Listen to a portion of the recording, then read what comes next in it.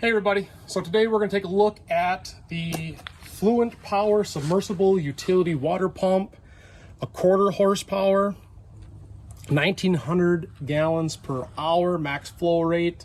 That's quite a few. They do make bigger than this, but this is a really nice one. It comes with a 16.4 foot power cable. We're going to plug it in here in a little bit and we're going to watch the water come out of it.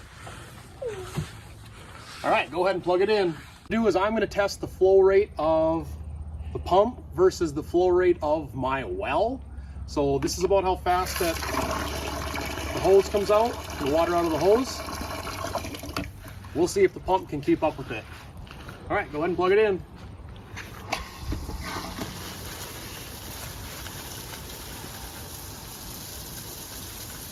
You can see the water level in the bin. You know that the pump is majorly beating the well. Unplug it.